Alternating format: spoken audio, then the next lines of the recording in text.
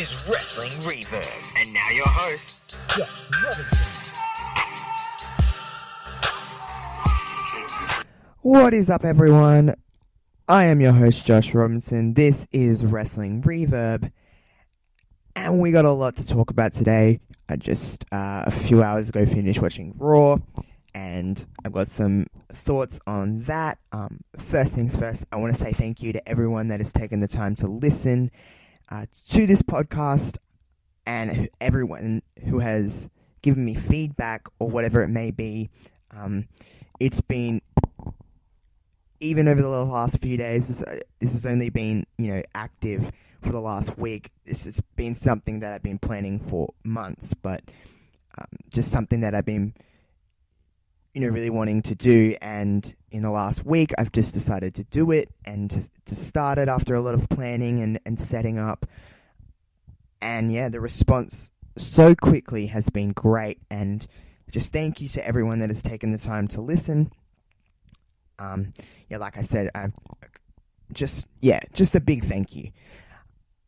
Today I've actually set up my own little home podcast kind of studio thing. Got my little wrestling knickknacks in this room, and it's just kind of made you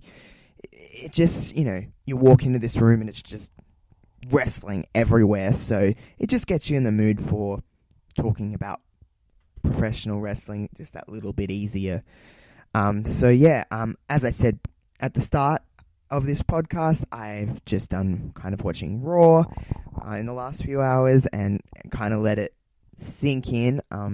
It wasn't a out of this world blow your mind Raw, but it had its moments, it had its good stuff. So why don't we just jump right into Raw? We started off Raw with Roman Reigns coming out, and just, usual stuff. Just the usual Roman Reigns going off on Brock Lesnar thing, waiting for Brock to come out. And we get Paul Heyman. And, it's just the typical, I'm Paul Heyman, Brock's here, but Brock doesn't want to come out yet. It's just the normal stuff. Nothing at all out of the ordinary. But, Roman says he wants Brock. Paul says that Brock's not coming out unless he wants to, or if he wants to. Side note, WWE have done an incredible job with making us believe that Brock Lesnar really does not give a shit. Now, here's the thing with this, though, is that I don't know if it's going to make fans gravitate towards Roman or just dislike Brock. Nonetheless, they've done a particularly good job at making us think that he is the worst Universal Champion and just does not want to be there. They had a little backstage segment, several amount of backstage segments with Paul Heyman and Brock Lesnar, and in one of them, Brock said, "Why would I watch the show?" And I am on the I want Brock Lesnar to drop the Universal title train, but that being said, I love what they're doing with making all of us think that he doesn't care about WWE, he doesn't care about being a WWE superstar, he doesn't care about being anything but rich. And I think to a certain degree that is true. I don't think it is completely true, but to a certain degree, it's definitely, there's truth to it. Anyway, back to the first segment. It ended with Roman basically saying he's going to send Brock Lesnar back to the UFC, but he's not going as the Universal Champion. He's going as Roman Reigns' bitch. This is the kind of Roman that I can tolerate more than superhero Roman. Just that kind of badass edge that he does have inside of him. He just doesn't unleash it very much. You know, I have no problem with him saying stuff like that. It was just this typical, here we go again, Roman Brock story. I think they're just getting to SummerSlam at this stage. It is what it is. Yeah. You know how it is with Roman and Brock. It's just the same stuff. Different episode of Raw, really. Raw starts with Finn Balor and Baron Corbin.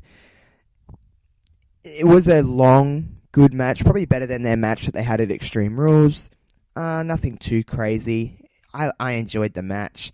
And Corbin went over Finn.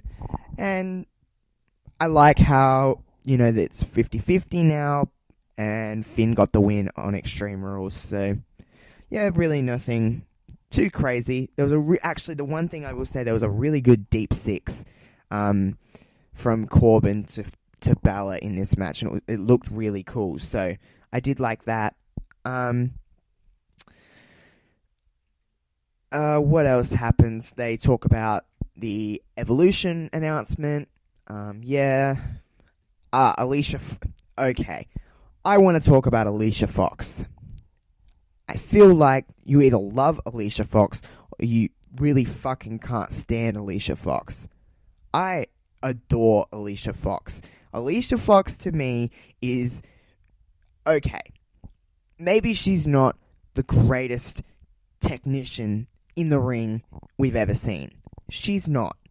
But I don't know, I can't pinpoint exactly what it is about Alicia Fox that I adore, but holy crap, I love Alicia Fox. Her backstage segment with Bliss this week where she was hissing like a cat, she's just weird, and it's like, it's, the way I describe Alicia Fox is like, very now, it's very current. You can't really pinpoint exactly what she is, but that's how people approach life in 2018. If you understand what I mean. You might think I'm completely talking crap here, but if you think about television in general, entertainment in general, the characters that are most interesting are the ones that are just, you can't explain, that you can't describe. Alicia Fox is that. She is just wacky, and I love every minute of it. They did mention that Mickie James is injured this week, and that's why Bliss picked Alicia Fox. I don't know the story there. I hope Mickey's not too hurt, because I also like Mickie James, and I like Mickie and Bliss together, so... so we go into Natalya versus Alicia Fox. Ronda Rousey is back this week. She's in the corner of Natalya, while Bliss is in the corner of Alicia Fox. Standard match between these two.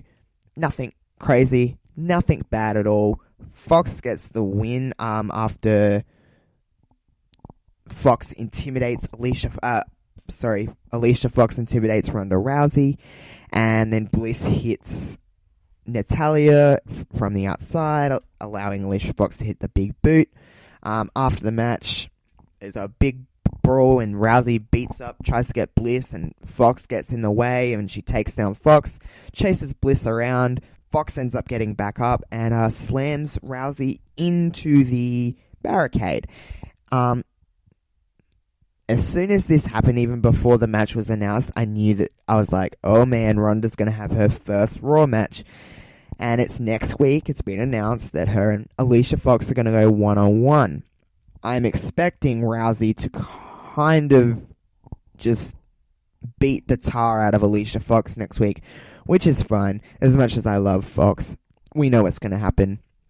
It is good to have Ronda wrestling on Raw next week. I stated previously that I'm excited for Ronda. I couldn't be more happy to watch someone grow on camera every single time they're on the program, and she's just knocking it out of the park. So, and I'm keen for her and Bliss. I think it's going to be something good, and I like how she's we're waiting to see that. We're not getting Rousey taking out Bliss every week. It is good. There was a thing with Elias and Lashley that wasn't, Lashley sang for a bit, which was kind of funny, and then Elias beat him up. Braun lost to Jinder by countout because Kevin Owens tried to come out and take the Money in the Bank briefcase. We had Mojo Rawley. There was a backstage segment with him and Bobby Roode, and there was a bunch of other guys. Mojo was just being, his typical self. Two things to take from that. Mojo is improving, but slowly. Some weeks I'm really for Mojo, and I'm glad to see his progression. But then other weeks, it's like one step forward, 3 steps back with Mojo. I don't know. Yeah, I don't even know how to explain Mojo. But then on the other side of things with Bobby Roode, he is so boring and stagnant and just generic. And going into a program with Mojo, and it's kind of like, oh, this is where we're going, and he's just stalled. And I think it's easy to say turn him heel. Now granted, yes, that would probably change up him. He wouldn't be so boring, wouldn't be so stale. But on the flip side of that, sometimes when we want someone to turn heel so badly that we have a certain level of expectation, and it's cool at the start, but within 2 or 3 months, they're back to exactly the same spot they were in, and they're stale and stagnant, and they're not getting used. And that's my fear for Bobby Roode. And I just don't... He has been someone that I've watched, for years and years, as a lot of us had through TNA, and we know his potential. And even if you just watch NXT, you know his potential. So the fact that he's just he come up, won the US Championship, lost the US Championship, and went to Raw, and it wasn't something that has really taken off for him. Like I said, a heel turn probably would be the best option, but it all comes down to seizing his moments, because he has had a few opportunities here and there on Raw, and he hasn't really taken them. And the fans notice, so I hope for the best for Roode, but I'm not excited for Bobby Roode versus Mojo. I'm assuming that will be a kickoff match on SummerSlam, so yeah. Apollo beat Akam of the Authors of Pain. Tag team division stuff that isn't the tag team title storyline, so it's very down the card in terms of importance. Drew McIntyre, Seth Rollins, nothing out of the ordinary, a great match. Dolph comes in at the end to attack Seth. Getting my words mixed up. To attack Seth, and winner by DQ is Seth Rollins. They try to 2-on-1 him. He gets away, gets the upper hand. We go to the backstage area, and he's getting interviewed. And then Drew McIntyre and Dolph Ziggler end up coming in and beating him up. It's gonna seem like Seth needs a friend. I'm hoping for Dean Ambrose. I really am hoping for a return, and it's those two versus Dolph and Drew, and we can get, some cool matchups in there. That's what I'm hoping for. Whether that comes to fruition or not, I'm not sure, but that's what I'm hoping for. And that's what I am kind of sensing, that he needs someone, because it is a numbers game, and, even the odds. So that's what I'm hoping for. Seth and Dolph going into SummerSlam, I'm expecting another good match from them too, as everyone kind of is. I don't know where this goes. Whether we have Dean come in at SummerSlam to allow Seth to get the win, or, that happens maybe a little bit later. That doesn't happen at all. Nonetheless, if Dolph retains at SummerSlam, obviously it's going to have something to do with Drew. And then we can continue, or it just kind of ends and they go into other things. But nonetheless, it will be something to look forward to at SummerSlam. We had the B team get interviewed, and Matt and Bray come out, and the Revival came out, and it's just both teams want a shot at the B team. They end up having a match. The Revival win. It's nice where they're going with the Revival. The Revival have always been a team that have been amazing, and always been a team that haven't really had an opportunity yet, just due to injuries and whatever it may be, or just the timing wasn't right. But it seems they're either going with B team versus Revival, or a triple threat with Matt and Bray. Either. I'm hoping to see the B team lose their championships, but whether they will or not, I'm not sure. But that'll be something just to add to SummerSlam, to get those guys on SummerSlam as well.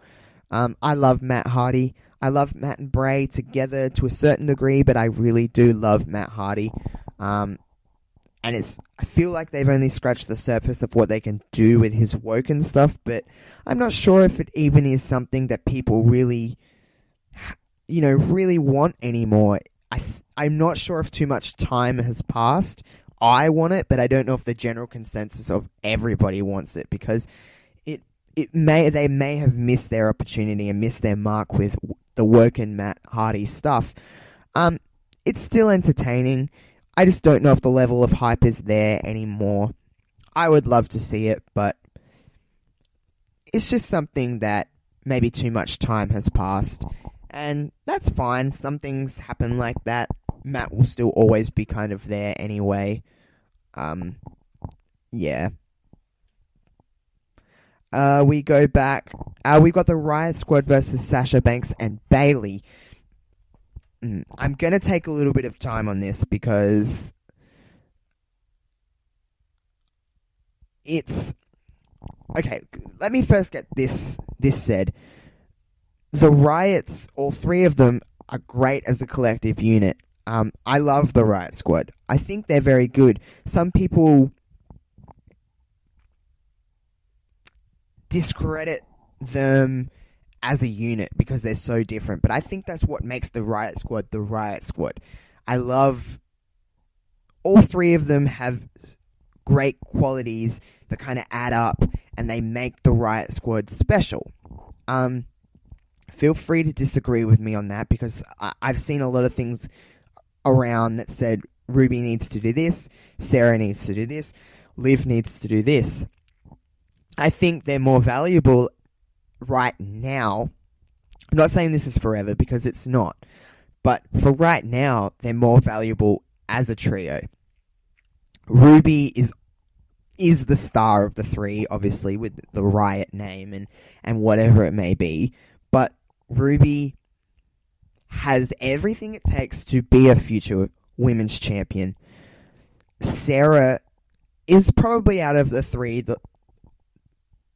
the what's the word? She has the least star quality out of the three. Sarah is great in the ring. I think Sarah can do more than what is being presented with the Riot Squad, but Sarah is very solid. She's probably the foundation of the Riot Squad. Liv has a lot of potential. She's got a lot to learn, but she's very young. She's only 23, 22 years old. She's very young. She's got a lot of room to grow.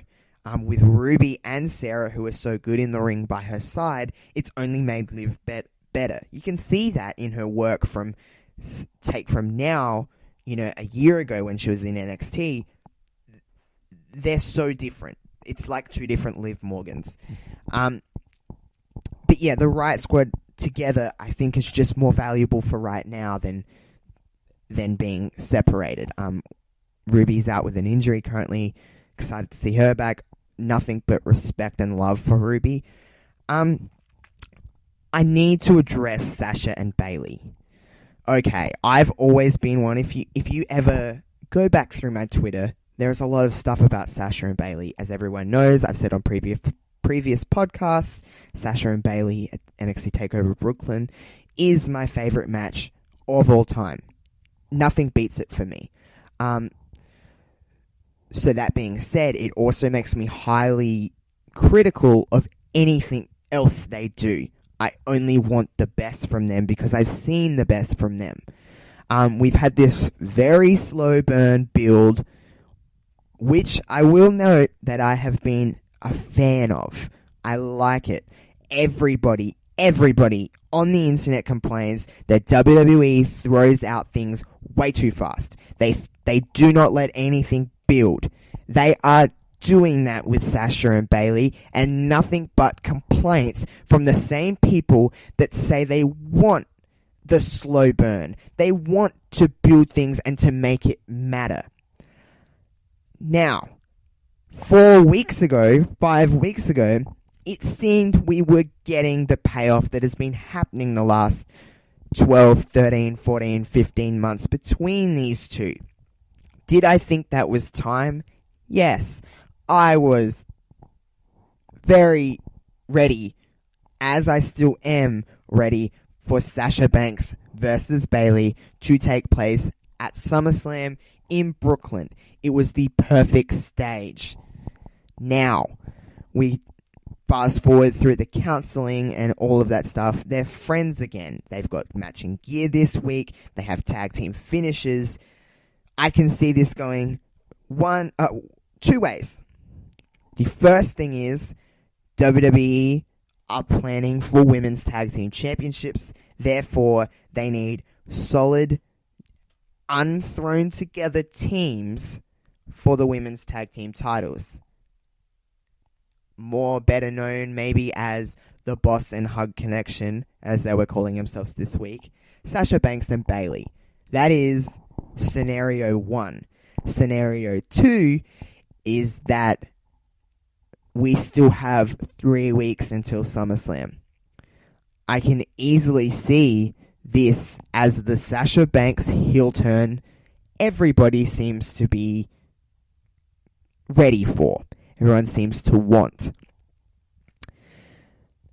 That is scenario 2. I can see that happening, and I can still see them having their match at SummerSlam, which again, I'm going to be super critical of because I know how great they can be. I am leaning towards more so scenario 1, but I am happy to take on scenario 2. That all of that being said, I have been nothing but a fan of this slow build to them two eventually fighting, eventually having a match. Have I been a little bit frustrated throughout the last, 14, 15 months? Hell fucking yeah, I have. But everyone wants that slow burn build.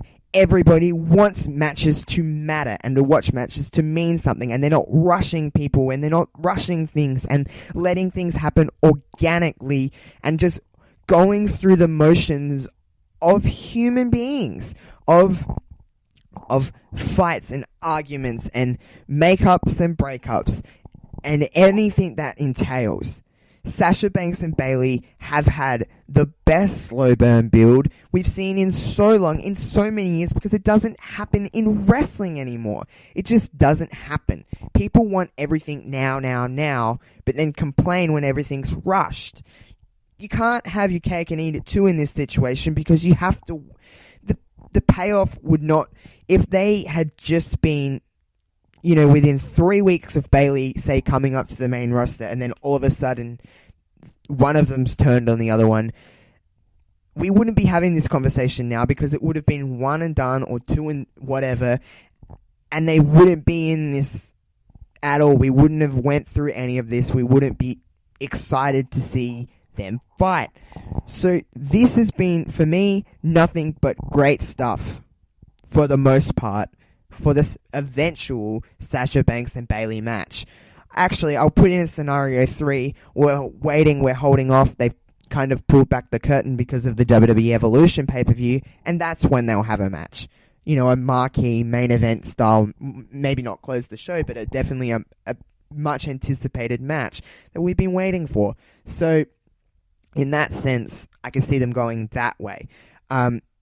Nothing but a round of applause from me from what they've been doing. Yeah, it's been a little bit frustrating just waiting for that moment when one of them turn on the other, preferably Sasha, I'll throw in there, but either way, Bayley needs something for her character, Sasha needs something for hers. Whoever turns, it's going to benefit the other one. So, you can get on me on Twitter about this all you want and debate this all you want with me, because I'm all for it. I'm all for hearing everyone's opinions, and I understand where people are coming from. But just keep in mind that don't want one thing, and then when they do that one thing, complain because you want the match today. You want the match now. I understand, but this has been nothing but this is what I want in wrestling. I want matches to matter and to mean something and to have them payoff moments, which will be in 5, 6, 7 years. You'll see these moments on, future WWE Network specials, on future WWE DVD releases of the moment Sasha turns on Bayley. It'll be a Raw historic moment, or either Bayley turns on Sasha, whatever it may be. Just think of this. When they do eventually have their match at some point, just think of that video hype package before the match and all of this stuff through their NXT days, to their Raw days, to the makeups and breakups and just every single fraction of this rivalry, because that's what it is. It's the Sasha and Banks saga. And I am on that train. It can take me wherever it wants. I am down for those two. It's going to happen. The destination is a match. How we get there, how long it takes to get there, sign me up, put rockets on me. I'm all for it. Now, I need to breathe after that rant, and I don't usually go on rants like that too much, but I apologize if that's not something that you're looking for in this podcast, but it's something I'm passionate about, and it's something that I needed to get off my chest. Bayley and Sasha went over in this match too. A backstabber into a Bayley to belly. I thought it was pretty cool. We then go into the main event segment, and it is Kurt Angle, Constable Baron Corbin, calling out. Basically, Kurt Angle set an ultimatum for Paul Heyman, was that if Brock Lesnar did not appear in the ring on this edition of Raw, then Paul Heyman was going to get fired. So Heyman was going back and forth all night trying to convince Brock, and Brock just didn't give a shit. So Paul's pleading and saying he's the worst Universal Champion of all time, and, all the great stuff that Paul Heyman is about. I think collectively we all think that Paul Heyman is one of, or the best promo guys, microphone guys ever in wrestling. So, just great stuff from Paul, and then Brock comes out. He appears on Raw, so Heyman doesn't lose his job, and F5's Kurt. Corbin gets out of there, just note that, and then he kind of attacks Paul, and it seems like maybe we're going with Brock really doesn't give a shit about Paul Heyman. He did say on this episode of Raw, Paul Heyman is not his friend. He works for Paul. So, yeah. I thought all in all, Raw was pretty solid. It was a pretty good Raw. We're all about SummerSlam, as we should be. Main stuff that was kind of focused on here was Ronda, Brock, Roman, Bliss, just the main kind of 2 matches, and just all the stuff in between. I thought it was a good Raw. I enjoyed it. Raw, when I watch it, is kind of on in the background for the most part while I'm doing other things. But for most of this Raw, I kind of sat down on my couch and watched this Raw and was pretty much entertained. Everyone knows that Raw can be kind of a chore to get through sometimes. But this one was pretty good. I enjoyed it. So I just thought I'd get a few things off my chest about Raw and get a few things off my chest that have been kind of building up the last, especially the Sasha Bailey stuff has been really building up over the last month or so. And now I have an outlet to get that out, to get my rants out of, without blowing up on someone that I'm talking to wrestling about, because it's never a good thing to just start ranting. Like I said, pretty solid Raw. Thought I'd jump on here and give it a quick little review and just what I'm kind of looking forward to, and it's been the build to SummerSlam, I think, for the most part so far has been pretty decent. I've been fairly excited for SummerSlam. I will take a second to talk about what they hyped for SmackDown. They hyped Samoa Joe and AJ Styles coming face to face again. Jeff Hardy's coming back to confront Randy Orton.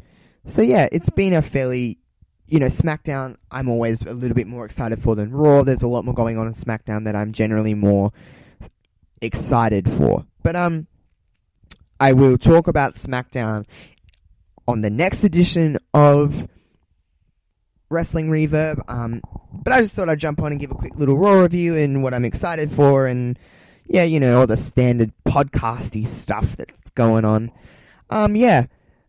As always, follow me on Twitter at Joshua Robinson. That's a W instead of the U in Joshua. And continue to support the podcast. Share around when you can. Listen, give me some feedback. You can find me on Facebook, Instagram, SoundCloud. I'm on Spotify. I'm on Apple Podcasts. I've been really hammering down getting it on as many platforms as I can, so you guys can listen to it on whatever device you have, or whatever it may be, you can listen to. And I'm really starting to own in on this and really starting to make this something that I want to make great. And the only way I can make this great, if you guys listen, you guys share it around to your friends, and if you guys give me feedback. At the end of the day, if I'm not getting feedback from you guys, I don't know what you want, I don't know what you like. But I take any kind of whatever criticism you have, because I am new to this, so I'm not going to be perfect in any sense of the word. I appreciate everything that you've got going on and taking the time out of your lives to listen to me, because it's nothing but gratitude. I'm nothing but grateful for that. So like I said, do all the stuff you need to get yourself listening and whatever it may be. And I'll catch you guys next time on the next episode of Wrestling Reverb. See you later.